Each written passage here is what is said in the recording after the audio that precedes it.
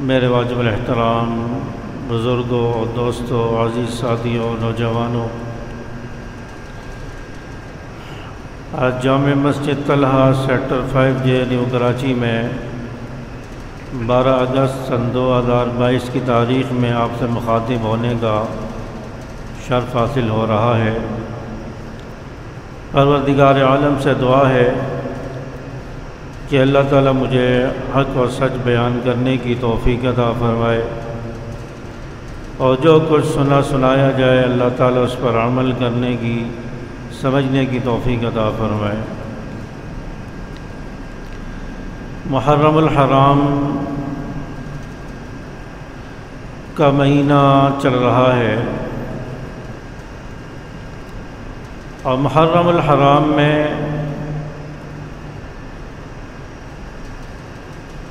جو اہم واقعات ہیں رونما ہوئے،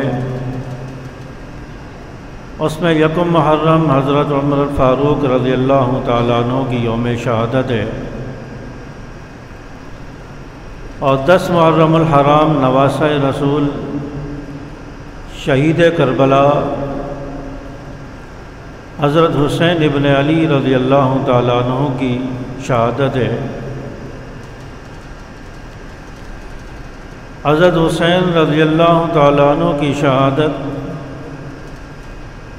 10 محرم الحرام کی شام کو ہوتی ہے،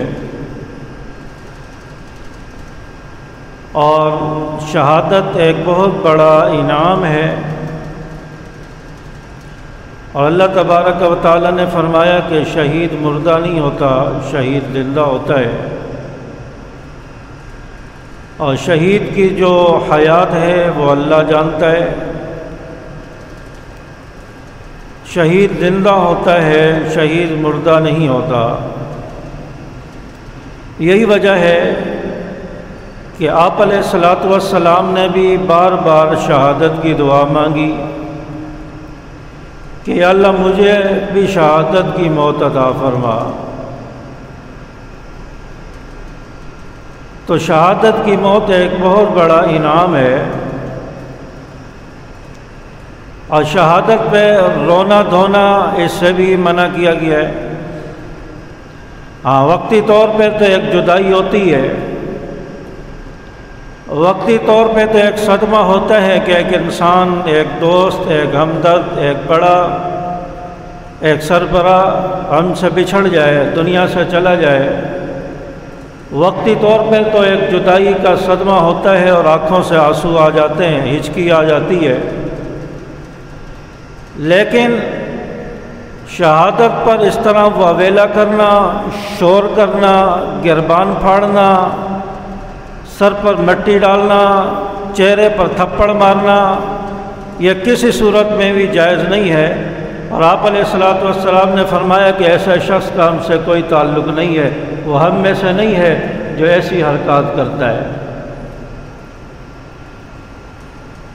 تو اللہ تعالیٰ نے ہمیں دین اسلام دیا ہے، اس میں خوشی کا بھی ایک طریقہ بتایا، ایک حد بتائی ہے، اس میں غم کرنے کی بھی ایک حد بتائی ہے، ایک طریقہ اور اصول بتایا ہے۔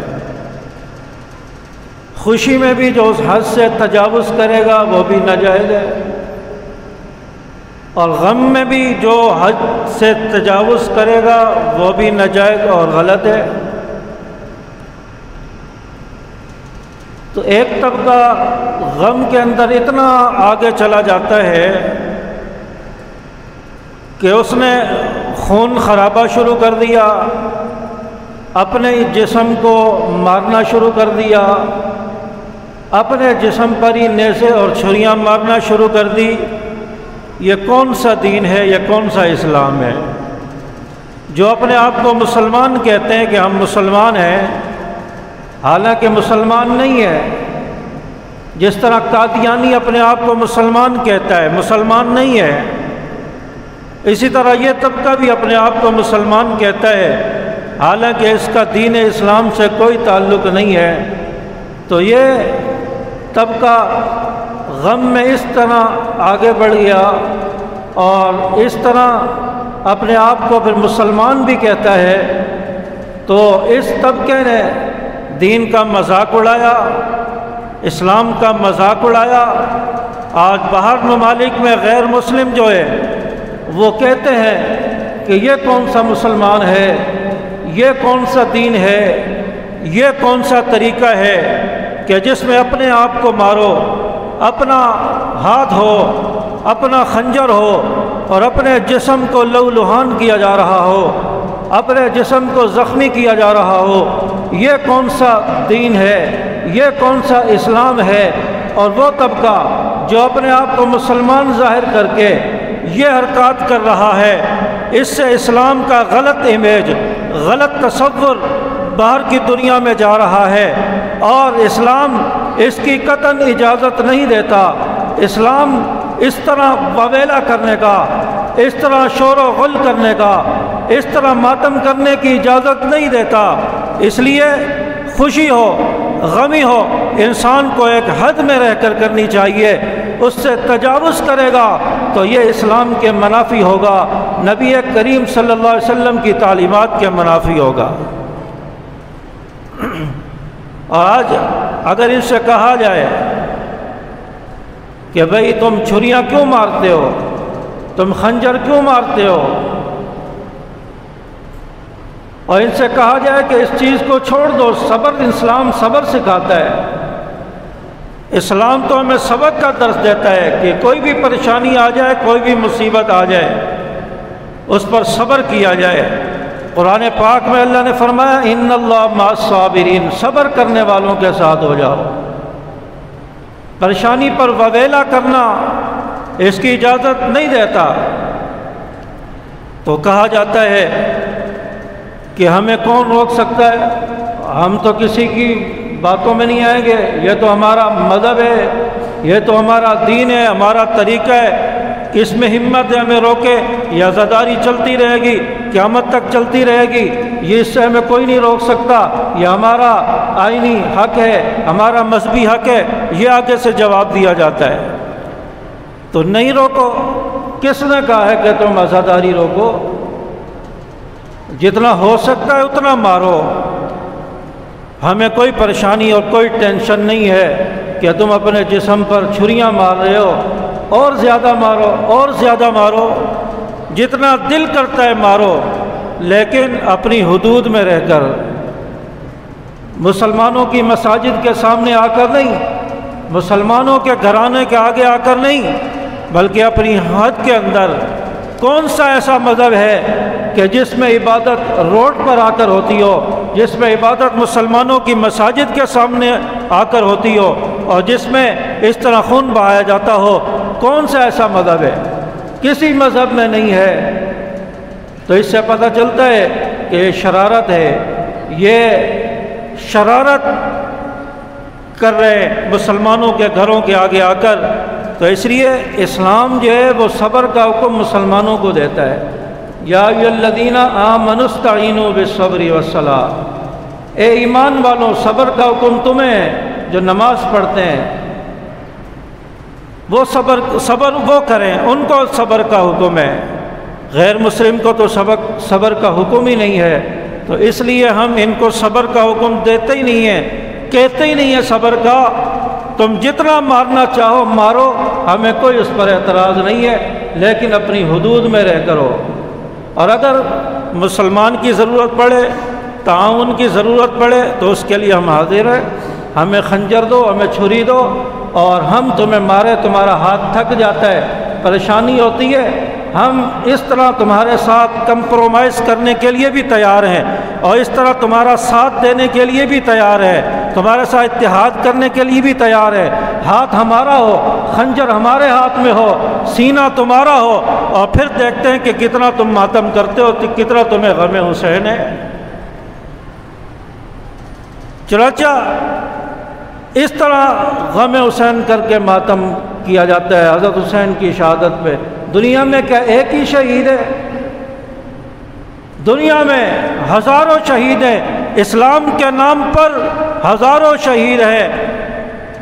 آپ صلی اللہ علیہ وسلم کے دور میں کتنے صحابہ شہید ہوئے؟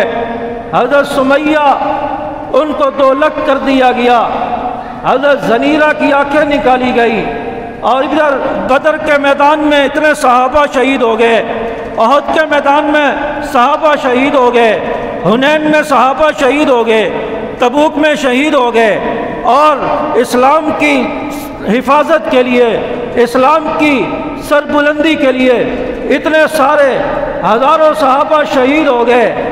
آج بھی مدینہ کے اندر 10,000 صحابہ کی قبریں موجود ہیں۔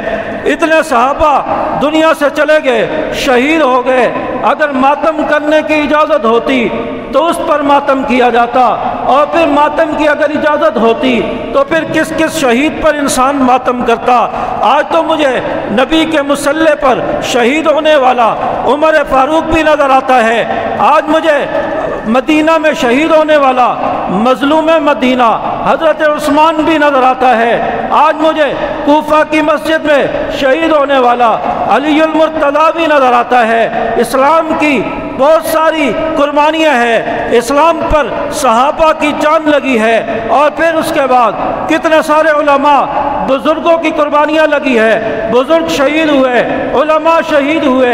آج علامہ حق نواز جنگوی شہید رحمۃ اللہ علیہ سے لے کر علامہ علی شیر حیدری شہید تک، اور پھر مولانا عبدالغفور ندیم شہید، اور کراچی کے ہزاروں شہداء، یہ ساری قربانیاں سارے شہداء ہیں جس کا اسلام کے لیے، اسلام پر انہوں نے اپنا خون بہایا ہے، اسلام کی حفاظت کے لیے، صحابہ کی عظمت کے لیے، صحابہ کے دفاع کے لیے انہوں نے اپنی جان کا نذرانہ پیش کیا ہے۔ اگر غم کرنے کی اجازت ہوتی تو ان شہداء پر غم کیا جاتا، اور پھر کس کس پر غم کیا جاتا؟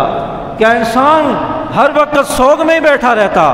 کیا ہر وقت انسان جو ہے سینے ہی پیٹتا رہتا اور انسان کا کوئی مقصد نہیں تھا؟ اور سب سے بڑا غم آپ علیہ السلام کی وفات کا ہے۔ آپ علیہ السلام کی وفات دنیا سے رحلت ربیع الاول کے مہینے میں ہوتی ہے، اس سے بڑا غم بھی کوئی ہو سکتا ہے؟ صحابہ بے چین ہو گئے، صحابہ بے ہوش ہو گئے، صحابہ نڈھال ہو گئے، کچھ سمجھ نہیں آ رہا۔ آپ صلی اللہ علیہ وسلم کی جب رحلت کی خبر ان کو پہنچی ہے، ان کو دنیا تاریک نظر آنے لگ گئی، اتنا صحابہ روئے ہیں، اتنا صحابہ بے ہوشی کے عالم میں آگے۔ حضرت بلال رضی اللہ تعالیٰ عنہ جو مؤذن رسول تھے، اذان دیتے تھے، نبی سامنے ہوتے تھے، اشہد ان محمد رسول اللہ کہتے تھے، نبی کی طرف انگلی سے اشارہ کرتے تھے، اور وہ مؤذن رسول حضرت بلال مدینہ چھوڑ کر چلے گئے۔ آج نبی دنیا میں نہیں رہا، میں جب اذان دیتا تھا نبی کی طرف اشارہ کرتا تھا، آج میں اذان دوں گا نبی سامنے نظر نہیں آئے گا، مجھ سے برداشت نہیں ہوگا، میرا کیا حال ہوگا، اس لیے میں اذان نہیں دیتا۔ حضرت بلال تو مدینہ چھوڑ کر چلے گئے۔ اس سے بڑا غم بھی کسی کا ہو سکتا ہے؟ غم منانے کی اجازت ہوتی تو نبی کے رحلت پر غم منایا جاتا، نبی کی رحلت پر کہا جاتا کہ غم مناؤ۔ اس لیے اسلام ایک حد بتاتا ہے، اور پھر اسلام 3 دن سے زیادہ سوگ کرنے کی اجازت نہیں دیتا، 3 دن سے زیادہ غم منانے کی اجازت نہیں دیتا۔ ہاں کسی کا انتقال ہو جاتا ہے، 3 دن بس اس کا سوگ ہونا چاہیے، غم ہونا چاہیے، اور 3 دن تک اس کے گھر میں چولہا نہیں جلنا چاہیے، اور 3 دن کے بعد اپنی معمول کی زندگی پر انسان آ جائے۔ آج 1400 سال گزر گئے حضرت حسین رضی اللہ تعالیٰ عنہ کی شہادت کو، آج تک تم غم منا رہے ہو۔ یہ فتنہ ہے، فساد ہے، دھوکہ ہے، فریب ہے۔ کوئی حضرت حسین کا غم نہیں ہے، حضرت حسین سے کوئی محبت نہیں ہے، اور حضرت حسین کی تعلیمات کیا یہی ہیں؟ جس کو حضرت حسین سے محبت ہوتی ہے وہ حضرت حسین کی تعلیمات پر عمل کرے گا۔ ہمیں نبی سے محبت ہے، ہم نبی کی بات پر عمل کرتے نہیں کرتے؟ بولے، ہمیں نبی سے محبت ہے، ہم نبی کی تعلیمات کو مانتے یا نہیں مانتے؟ اور ہم کہتے ہیں کہ زندگی ہم نبی کی طرح گزاریں۔ جس کو حضرت حسین سے محبت ہے وہ پھر حضرت حسین کی تعلیمات پر عمل کر رہا ہے۔ حضرت حسین تو میدان کربلا میں نمازیں پڑھتے رہے، روزہ رکھتے رہے، میدان کربلا میں صبر کیا، انہوں نے کوئی ماتم نہیں کیا، سینہ کو بھی نہیں کی، قرآن پڑھتے رہے، اور قرآن بھی یہی والا تھا جو آج ہم پڑھتے ہیں، قرآن بھی 30 پاروں والا تھا، اور نماز بھی یہی تھی، 5 نمازیں جو ہم پڑھتے ہیں، اور کوئی اس کے علاوہ کوئی نماز نہیں تھی۔ آج جو طبقہ حضرت حسین سے محبت کا دعویٰ کرتا ہے، اس کی نمازیں بھی 3 ہیں، اس کا قرآن بھی 40 پاروں والا ہے۔ اس قرآن کو تو وہ مانتا ہی نہیں ہے جس کو حضرت حسین مانتے تھے، جس کی تلاوت حضرت حسین کر رہے تھے۔ یہ کون سی حضرت حسین سے محبت ہے؟ حضرت حسین تو 5 نمازیں پڑھے، تم 3 نمازیں پڑھو۔ حضرت حسین کی اذان وہ تھی جو نبی نے سکھائی، جو مدینہ میں آج بھی ہوتی ہے، جو نبی کے دور میں بھی ہوتی رہی، جو آج بھی مکہ میں گونج رہی ہے، بیت اللہ میں گونج رہی ہے، آج بھی مسلمانوں کے ممالک میں مساجد میں گونج رہی ہے۔ مسلمانوں کی اذان تو یہ تھی۔ آج یہ طبقہ کوئی اور اذان دیتا ہے جو 40 میٹر لمبی اذان ہے، اور 10-10 منٹ تک ان کی اذان ہی ختم نہیں ہوتی، جملے بھی کوئی اور ہے۔ یہ حضرت حسین کی اذان تھوڑی ہے، یہ حضرت حسین کے نانا حضرت محمد رسول اللہ کی اذان تھوڑی ہے۔ اگر تمہیں محبت ہے تو دین بھی، اسلام بھی وہ فالو کرو جو نبی حسین کے نانا نے دیا ہے، جو حضرت حسین نے جس پر عمل کیا ہے۔ قوم کو دھوکہ دے کر کہا جاتا ہے کہ ہم حضرت حسین کو ماننے والے ہیں، اور پھر حضرت حسین کی زندگی صرف کربلا ہے، صرف کربلا سے حضرت حسین کی زندگی شروع ہوتی ہے۔ جب کربلا میں حضرت حسین آئے، حضرت حسین رضی اللہ تعالیٰ عنہ کی عمر 50 سال سے اوپر تھی، غالباً 55 سال کے قریب حضرت حسین رضی اللہ تعالیٰ عنہ کی عمر تھی۔ یہ 55 سال بعد والی زندگی بتاتے ہیں، حضرت حسین کے واقعات بتاتے ہیں، اس سے پہلے کی 50 سال پیچھے کی زندگی کون بتائے گا؟ 50 سال پیچھے کی زندگی بتائیں تو اس میں حضرت ابو بکر کا کردار اور ان کی سیرت بھی بتانی پڑے گی، حضرت عمر کا کردار اور ان کی زندگی بھی بتانی پڑے گی، حضرت عثمان کو بھی بتانا پڑے گا، اس لیے وہ بتاتا ہی نہیں ہے۔ اور میدان کربلا میں حضرت علی رضی اللہ تعالیٰ عنہ کے 9 بیٹے شہید ہوئے، ان کا ذکر کیوں نہیں کیا جاتا؟ ان کا غم کیوں نہیں منایا جاتا؟ صرف حضرت حسین کا غم منایا جاتا ہے۔ 9 بیٹے اور بھی شہید ہوئے، ان کا غم کیوں نہیں منایا جاتا؟ اگر محبت ہے، اگر حضرت علی سے تعلق ہے تو ان کا غم بھی مناؤ نا۔ اس لیے نہیں بتایا جاتا کہ حضرت علی رضی اللہ تعالیٰ عنہ کے بیٹوں میں حضرت ابو بکر بن علی بھی ہیں، حضرت علی رضی اللہ تعالیٰ عنہ کے بیٹوں میں عمر بن علی بھی ہے، حضرت علی رضی اللہ تعالیٰ عنہ کے بیٹوں میں عثمان بن علی بھی ہیں، اور یہ تعلق ہے۔ اس طرح حضرات شیخین ابو بکر عمر عثمان کے نام پر حضرت علی رضی اللہ تعالیٰ عنہ نے اپنے بیٹوں کے نام رکھے۔ اگر ان کا غم کریں، ان کی سیرت بتائیں تو ابو بکر عمر کی سیرت بھی بتانی پڑے گی، ان کا کردار بھی بتانا پڑے گا۔ اس لیے یہ طبقہ ان کا نام ہی نہیں لیتا، بتاتا ہی نہیں ہے کہ حضرت حسین کے اور بھی بیٹے شہید ہوئے۔ یہ کیسا غم ہے؟ اور پھر دوسری بات، آج ہم دعویٰ کرتے ہیں کہ حضرت علی مسلمانوں کے، حضرت علی ہمارے ہیں، آج یہ ہمارا دعویٰ ہے۔ اور پھر اس میں ایک مثال آپ کو دے کر بتاتا ہوں کہ ابو بکر عمر عثمان نام کے بچے جس گھر میں کھیل رہے ہوں، جس آنگن میں کھیل رہے ہوں، جس گھر کے اندر ہوں، وہ گھر کس کا ہوتا ہے؟ وہ اہل سنت کا ہوتا ہے یا رافضی کا ہوتا ہے؟ بتائیں۔ جس گھر کے اندر ابو بکر عمر عثمان نام کے بچے ہوں، وہ کس کا گھر ہوتا ہے؟ مسلمان کا ہوتا ہے، کافر کا ہوتا ہے؟ حضرت علی رضی اللہ تعالیٰ عنہ کے گھر میں ابو بکر عمر عثمان نام کے بچے ہیں یا نہیں ہیں؟ تو حضرت علی کا گھر کس کا گھر ہوا؟ مسلمان کا گھر ہوا، اہل سنت کا ہوا یا کسی اور کا ہوا؟ تو اہل سنت کا گھر ہوا، مسلمان کا گھر ہوا۔ تو اس سے پتہ چلتا ہے کہ حضرت علی مسلمانوں کے ہیں، اہل سنت کے ہیں، روافظ کے نہیں ہیں۔ آج ان رافضیوں کے، شیعوں کے گھر میں ابو بکر عمر عثمان کے بچے آپ کو نظر نہیں آئیں گے۔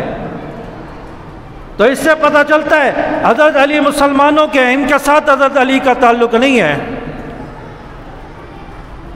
چاچا میدان کربلا میں 72 افراد شہید ہوئے، اور ان کی شہادت کو بھی ہم خراج تحسین پیش کرتے ہیں۔ ان کی شہادت کو سلام عقیدت پیش کرتے ہیں۔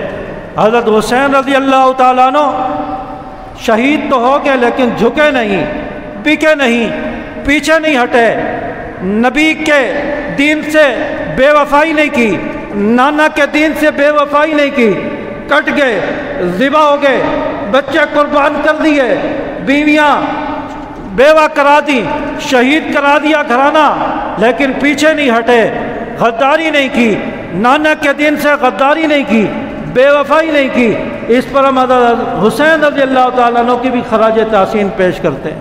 میدان کربلا کا واقعہ ہمیں جرت، بہادری، دلیری سکھاتا ہے، بزدلی نہیں سکھاتا۔ میدان کربلا ہمت، شجاعت سکھاتا ہے۔ اور اس کے علاوہ ہزاروں شہید ہیں اسلام کے لیے جنہوں نے قربانیاں دیں، اور اسلام کی سربلندی کے لیے، اسلام کی حفاظت کے لیے، اور اسلام کو پوری دنیا تک پھیلانے کے لیے، دنیا کے ایک ایک چپے تک پھیلانے کے لیے صحابہ نے جہاد کیے، قربانیاں پیش کی، اور اسلام کے لیے صحابہ شہید ہوتے رہے، کٹتے رہے، اور مسلمان شہید ہوتے رہے کہ دنیا میں اسلام پھیل جائے، دنیا میں نبی کا دین پھیل جائے، پوری دنیا میں اسلام کو غلبہ حاصل ہو جائے۔ اور پھر آخر میں حضرت امیر معاویہ رضی اللہ تعالیٰ عنہ کا دور حکومت تھا، دور خلافت تھی، اسلام 64,65,000 مربع میل پر پھیل چکا تھا، اتنی وسیع جو ہے اسلامی ریاست قائم ہو چکی تھی، اسلام پھیلتا چلا جا رہا تھا، اسلام کو جو ہے وسعت ملتی چلی جا رہی تھی، اور اسلام کے لیے، اسلام کی حفاظت کے لیے مسلمانوں نے قربانیاں دی ہیں۔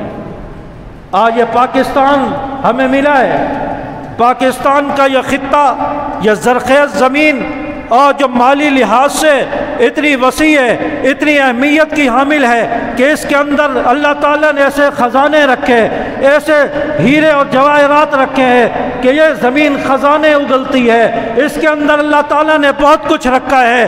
ہم حاصل کرنے کی کوشش نہیں کر رہے، ہم لوگوں کے غلام بنے، ہم انگریزوں کے غلام بنے ہوئے ہیں، اور خود اپنی زمین سے معدنیات نکالنے کے لیے تیار نہیں ہے۔ یہ اسلام کے لیے یہ رقبہ، یہ پاکستان اللہ تعالیٰ نے عطا فرمایا تھا، یہ ایسا زرخیز علاقہ ہے، ایسی زرخیز سرزمین ہے کہ جس کے لیے باہر ممالک سے لوگ آتے ہیں کہ ہمیں پاکستان میں کام کرنے دیا جائے، ہمیں پاکستان کی زمین سے معدنیات نکالنے دی جائے، یہاں کے پہاڑوں سے ہمیں جو ہے معدنیات نکالنے دی جائے۔ آج باہر کے لوگ آ کر نکالتے ہیں، وہ بھی پاکستان کے لیے یہ سمجھتے ہیں کہ یہ اتنی زرخیز زمین ہے، یہاں پر اللہ نے بہت کچھ رکھا ہے، اور یہ پاکستان حاصل کرنے کے لیے ہمارے آباء و اجداد اور پھر ہمارے بڑے بڑے بزرگوں نے قربانیاں دی ہیں، اور ان کا خون بہا ہے۔ انگریز نے مالٹا کی جیل میں، کالا پانی کے جزیروں میں علماء کو بند کر کے رکھا ہے۔ حضرت محمود الحسن، حضرت شاہ ولی اللہ محدث دہلوی، حضرت قاسم نانوتوی رحمۃ اللہ علیہ، بڑے بڑے علماء، بڑے بڑے مشائخ و بزرگ گزرے، جن کو پاکستان کو آزاد کرانے کے لیے، پاکستان کا خطہ حاصل کرنے کے لیے ان پر ظلم ہوا ہے، ان پر تشدد ہوا ہے، انہیں مارا گیا ہے، علماء کو شہید کر دیا گیا، یہاں تک کہ 58,000 علماء کو انگریز نے، یہودیوں نے درختوں کے ساتھ پھانسی دے کر ان کو لٹکا کر شہید کیا ہے۔ درختوں کی ٹہنیوں کے ساتھ علماء کی لاشیں، علماء کے جو ہے میتیں، لاشیں لٹکی ہوئی نظر آتی تھی۔ 58,000 علماء شہید ہوئے۔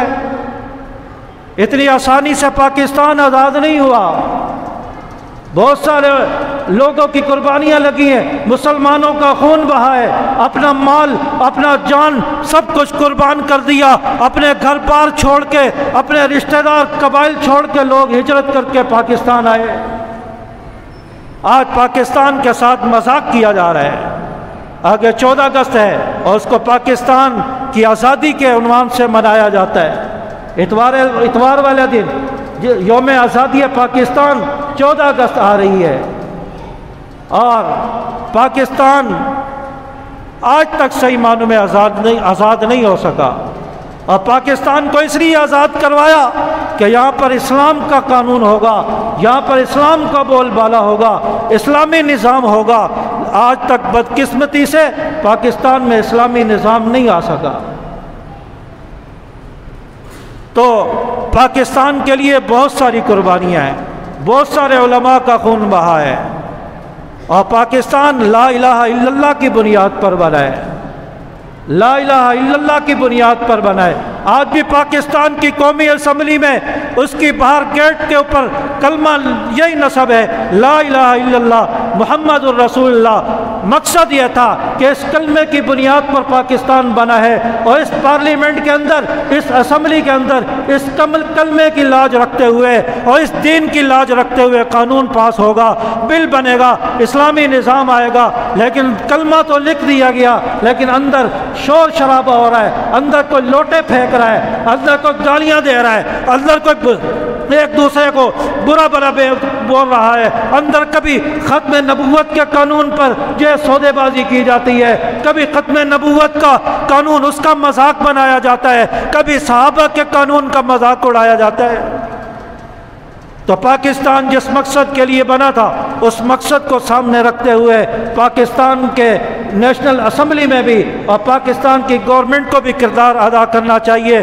پھر ہوگی صحیح معنوں میں جشن آزادی، پھر صحیح معنوں میں یوم آزادی ہوگی، اور 14 اگست کا حق ادا ہوگا۔ اس کے علاوہ پھر جشن آزادی منانے کی کوئی پھر ضرورت ہی نہیں ہے، جشن آزادی منانے کا کوئی تک ہی نہیں بنتا۔ جب اسلام کے نام پر ملک بنا اور اسلامی نظام ہی نہ ہو، اسلامی قانون ہی نہ ہو، پھر آزادی کس بات کی ہے؟ چوچا ہماری دعا ہے کہ اللہ تبارک و تعالیٰ پاکستان کو صحیح معنوں میں آزاد فرمائے، یہاں پر اسلام کا بول بالا ہو۔ وآخر دعوانا الحمدللہ رب العالمین۔